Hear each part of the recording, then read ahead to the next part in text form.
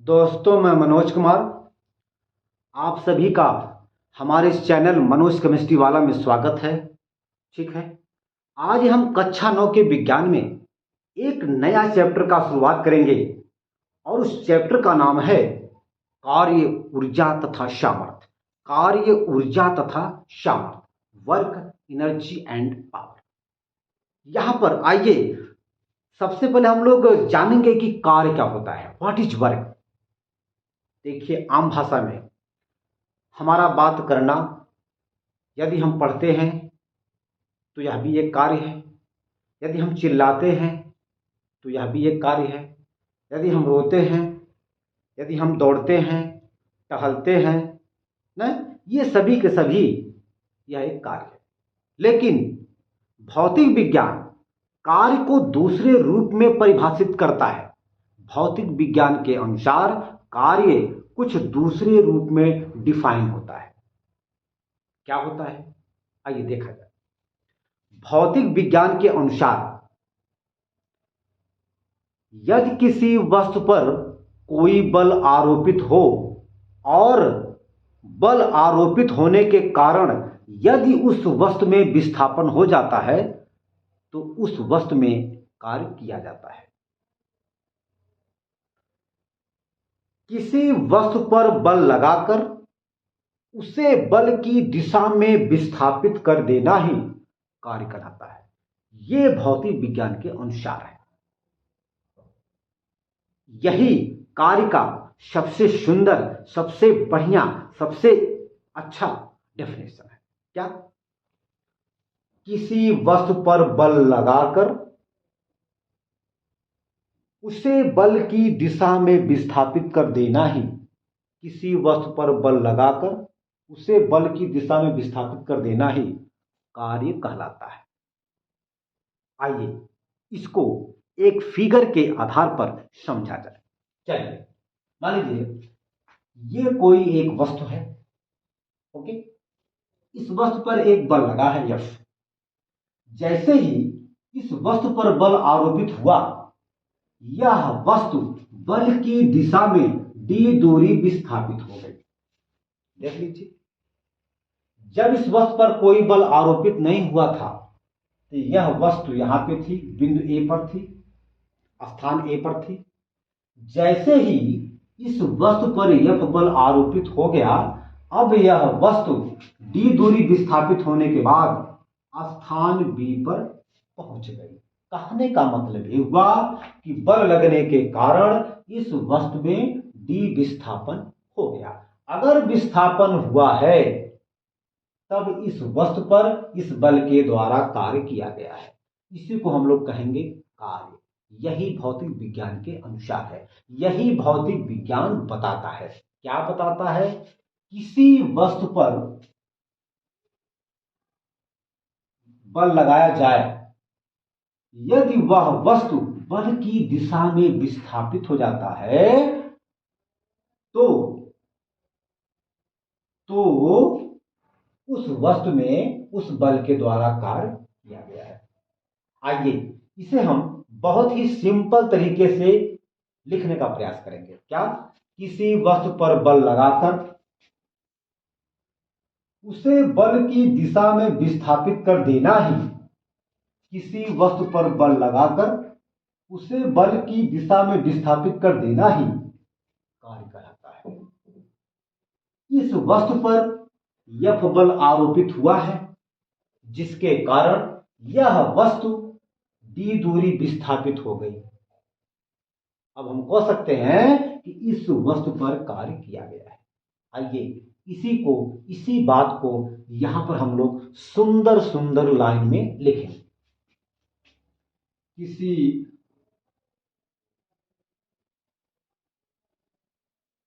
वस्तु पर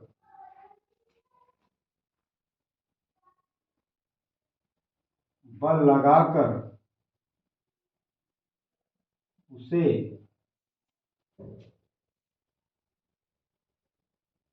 बल की दिशा में विस्थापित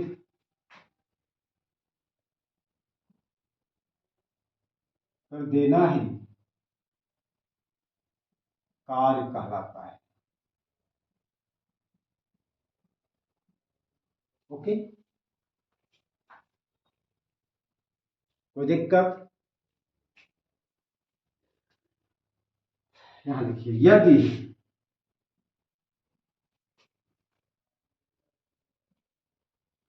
वस्तु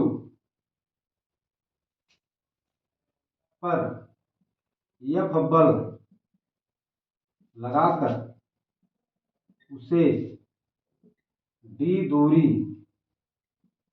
तक विस्थापित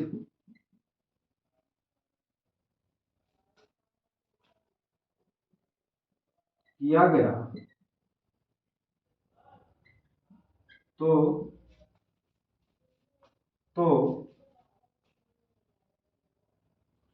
वस्तु पर किया गया कार्य बराबर ये होता है बल गुणे बल की दिशा में विस्थापन। ओके, कोई दिक्कत? चलिए, कार्य बराबर होता है बल गुणे बल की दिशा में विस्थापन। बल की दिशा में विस्थापन अगर ऐसा है उसे हम लोग कार्य कहेंगे। आइए, कार्य की अंग्रेजी वर्क होती है और वर्क का पहला अक्षर W है, तो हम लोग कार्य का जो अंग्रेजी होता है वह वर्क होता है और वर्क का पहला अक्षर W है, तो हम लोग कार्य को कैपिटल W से लिखते हैं और बल को कैपिटल F से लिखेंगे और विस्थापन को स्मॉल d से लिखेंगे। W बराबर हो गया आपका F गुणे D, F गुणे D। ओके, तो दिक्कत? चलिए, अब हम ये हो गया। अच्छा, मान लीजिए कि अगर यही बल इस विस्थापन से थीटा कोण बनाते हुए आरोपित होता है, तब इस वस्तु पर दिया गया कार्य क्या होगा? जैसे मान लीजिए कोई एक वस्तु है, ओके, और इस वस्तु पर कोई बल ऐसे आरोपित है F पर, लेकिन विस्थापन इधर हो रहा है, इधर, मतलब बल और विस्थापन के बीच कोण थीटा है। यदि किसी वस्तु पर कोई बल आरोपित हो और उस वस्तु में विस्थापन बल से थीटा कोण पर हो रहा हो, यदि किसी वस्तु पर कोई बल आरोपित हो रहा हो लेकिन उस वस्तु में विस्थापन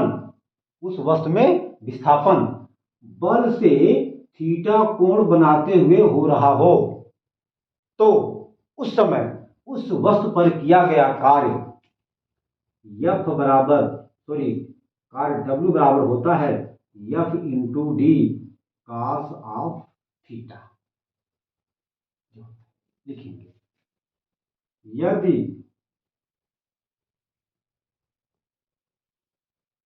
किसी वस्तु पर आरोपित यदि किसी वस्तु पर F बल लगाने पर वस्तु में विस्थापन बल F से थीटा कोण बनाते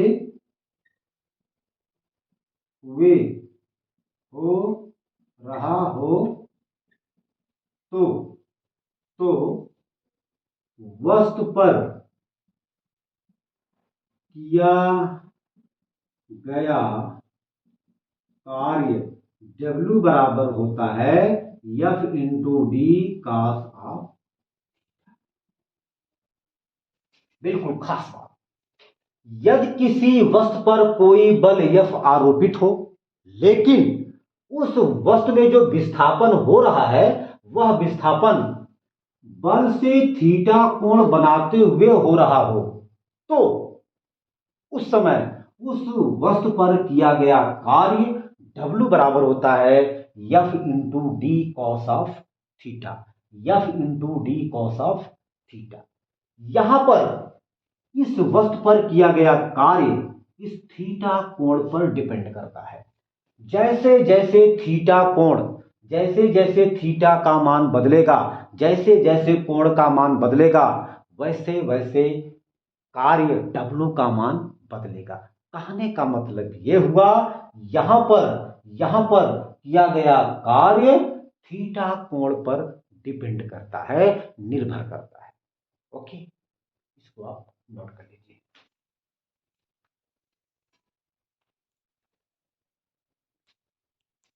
हो गया। आइए अब हम यहां पर इस थीटा को लेकर यहां पर कुछ विशेष पॉइंट देखेंगे और यह देखेंगे कि थीटा के किस किस कोण पर W का मान क्या होता है, किए गए कार्य का मान क्या होता है, यह हम लोग यहां पर देखने का प्रयास करेंगे। आइए देखा जाए।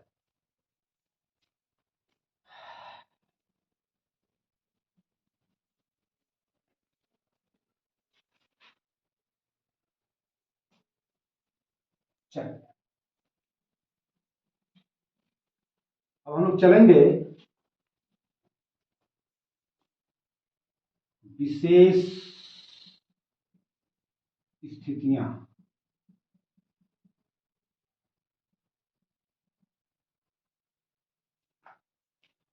स्पेसिफिक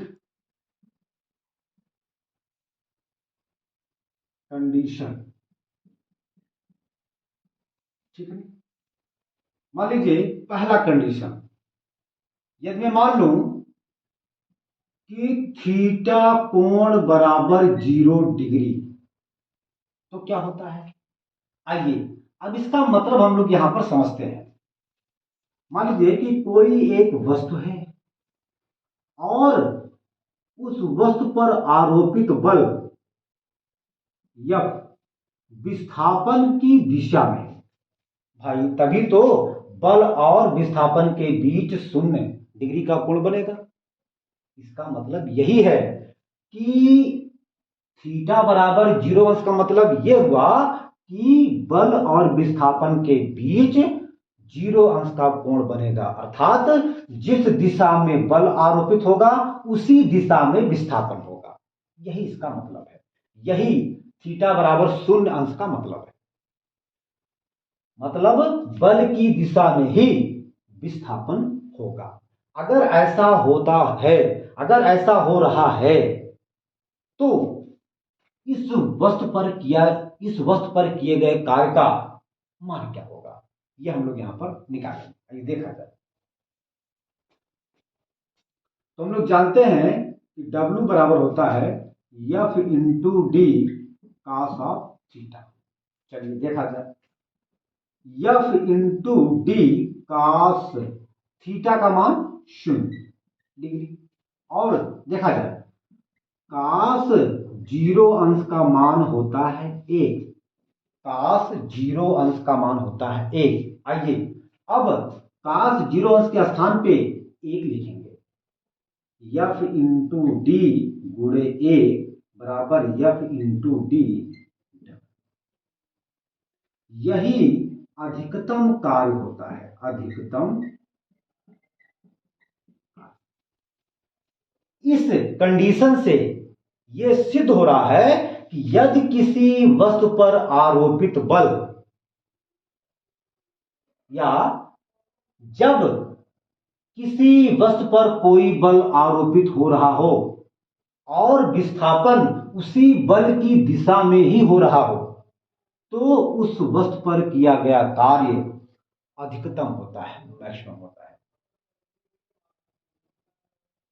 अगर किसी वस्तु में विस्थापन उस वस्तु में आरोपित बल की दिशा में हो रहा हो, जब किसी वस्तु में विस्थापन उस वस्तु में आरोपित बल की दिशा में हो रहा हो, उस समय उस वस्तु पर किया गया कार्य अधिकतम होता है, मैक्सिमम होता है। यही इसका मतलब है। आइए दूसरा कंडीशन हम लोग यहां पे देखते हैं। यदि हम मान लें कि थीटा बराबर 90 अंश, इसका क्या मतलब है? इसका मतलब यह है, मान लीजिए कोई एक वस्तु है ये, और हम लोग जानते हैं कि वस्तु का अपना भार होता है। हमने पढ़ा है कि पृथ्वी किसी वस्तु को जितने बल से अपनी तरफ आकर्षित करती है, उसी बल को उस वस्तु का भार करती है, और प्रत्येक वस्तु का भार हमेशा नीचे की तरफ कार्य करता है। तो इस वस्तु का भार भी नीचे की तरफ काम करेगा, और भार को हम लोग यफ भी कहते हैं, बल भी कहते हैं, ठीक ना। ये यफ और डब्ल्यू दोनों होता है। और विस्थापन यदि इधर हो रहा हो आगे, जैसे मान लीजिए हम अपने सर पे पत्थर लेके जा रहे हैं, ऐसे हम जा रहे हैं आगे, लेकिन हमारे पत्थर का, जो हम सर पे अपने पत्थर लेके जा रहे हैं, उस पत्थर का भार नीचे काम कर रहा है। ये अरे भाई देख लीजिए, ये कोई आदमी है, ओके, और ये आदमी अपने सर पे पत्थर लेकर के कहीं जा रहा है इधर, और इस पत्थर का भार नीचे की तरफ काम कर रहा है, अर्थात विस्थापन और बल के बीच में 90 अंश का कोण बन रहा है। तब देखा जाए कि इस आदमी के द्वारा या इस वस्तु पर कितना कार्य किया जाएगा, ये हमें यहां पर निकालना है। ठीक है, चलिए भैया, हम लोग जानते हैं कि W बराबर होता है F into d cos of theta बराबर F into d cos theta का मतलब 90 अंश। ठीक है, थीटा के स्थान पे हम लोग यहां पर 90 अंश लिखेंगे। कास 90 अंश का मान होता है 0, यहां पर कास 90 अंश का मान होता है 0। ये सारा का सारा वैल्यू 0 हो जाएगा, मतलब शून्य का। जरा लॉजिक देखिए, इसका क्या मतलब है? इसका मतलब यह है कि यदि किसी वस्तु में विस्थापन बल के लंबवत हो रहा हो, किसी वस्तु में विस्थापन, यदि किसी वस्तु में विस्थापन उस वस्तु पर आरोपित बल के लंबवत हो रहा हो, तो वहां पर उस वस्तु में अथवा उस आदमी या उस मनुष्य के द्वारा किया गया कार्य शून्य होगा, 0 कार्य किया जाएगा, कुछ भी कार्य नहीं किया जाएगा। कोई दिक्कत? जैसे मान लीजिए कोई आदमी पत्थर लेके जा रहा है, या अपने सर पे कुछ भी लेके जा रहा है, बोझ है या कुछ भी कोई सामान है, और वो आदमी लगभग 5 किलोमीटर से आ रहा है। हमने उनसे कहा कि सर, आपके द्वारा कोई कार्य नहीं किया जा रहा है। सही बात है, ये विज्ञान कहता है। विज्ञान के अनुसार, भौतिक विज्ञान के अनुसार वास्तव में इस मनुष्य के द्वारा कोई कार्य नहीं किया जाएगा, लेकिन आम भाषा में, आम तौर पर ये मनुष्य काम कर रहा है। बट विज्ञान की भाषा में इस मनुष्य के द्वारा, चाहे ये 100 किलोमीटर, चाहे जितनी दूर से आए, अपने सर पर पत्थर लेकर के इस मनुष्य के द्वारा कोई कार्य नहीं किया जाएगा। क्यों? क्योंकि इस मनुष्य के सर पे जो पत्थर रखा गया है, उसका भार नीचे काम कर रहा है, भार का मतलब बल, और वह मनुष्य आगे जा रहा है, अर्थात विस्थापन और बल के बीच में 90 डिग्री का कोण बन रहा है। तो जब 90 डिग्री का कोण बन रहा है तो इस कंडीशन के अनुसार उस आदमी के द्वारा, उस मनुष्य के द्वारा किया गया कार्य शुभ होगा। क्या मेरी बात आई समझ में? ओके, अच्छा। अब तीसरा शर्त है, देखा जाए तीसरा शर्त क्या है।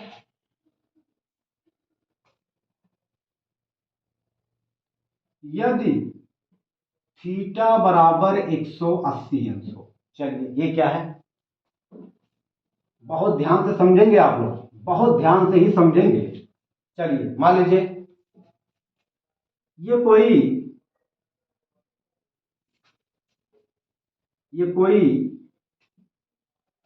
समझिए, ये कोई एक कार है, ओके, और ये कार आगे जा रही है,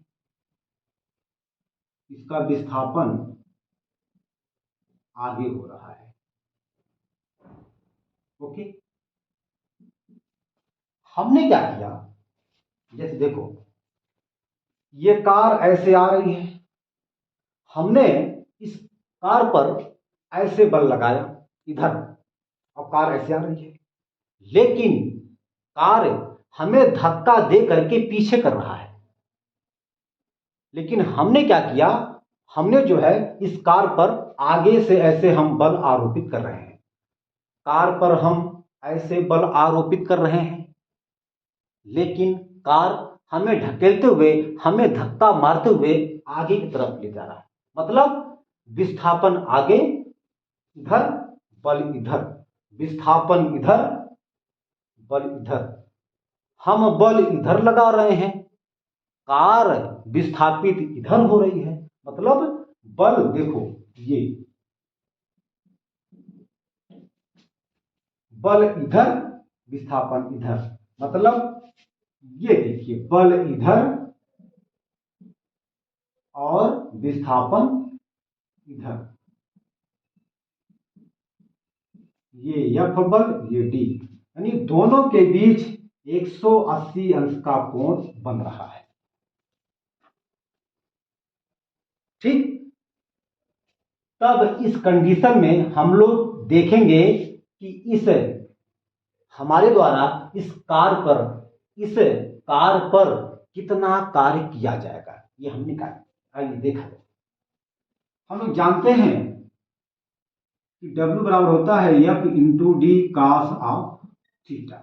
चलिए भैया, यहां पर थीटा का मान 180 अंश रखेंगे, F इंटू डी कॉस 180 अंश। देखिए कॉस 180 अंश का मान होता है -1।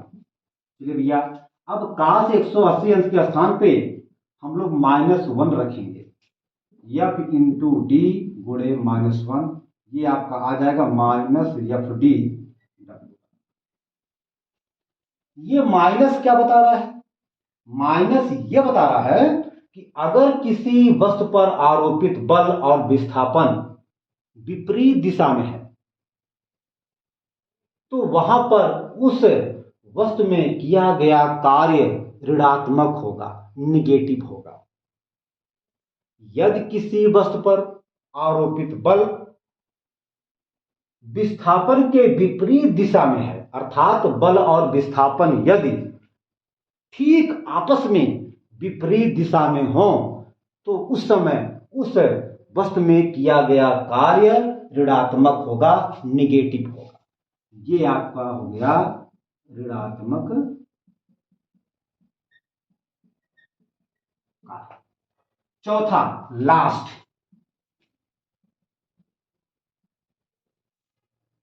यदि विस्थापन d बराबर 0। आइए, अब इसका मतलब क्या होता है, मान लीजिए ये दीवार है, हमने जो है इस दीवार पर 1 घंटा से हम इस दीवार पर बल आरोपित कर रहे हैं, लेकिन इस दीवार में कोई विस्थापन नहीं हो रहा है, इस दीवार में कोई विस्थापन नहीं हो रहा है। जब कोई विस्थापन नहीं हो रहा है तो तो कार्य शुभ होगा। भाई हमने जो है इस दीवार पर घंटों से हम बल इस पर अप्लाई कर रहे हैं। हमारा प्रयास यह है कि ये दीवार खिसके, लेकिन इस दीवार में कोई विस्थापन, कोई डिस्प्लेसमेंट नहीं हो रहा है। अगर कोई विस्थापन नहीं हो रहा है तो वहां पर किया गया कार्य शून्य होगा। जैसे हम जानते हैं कि W बराबर F into D cos of theta. चलिए भैया F डी का मान 0 गुणे cos ऑफ थीटा, अर्थात ये आपका हो जाएगा 0 का। एक चीज और, कार्य होने के लिए शर्त, दो शर्त हैं, बल और विस्थापन।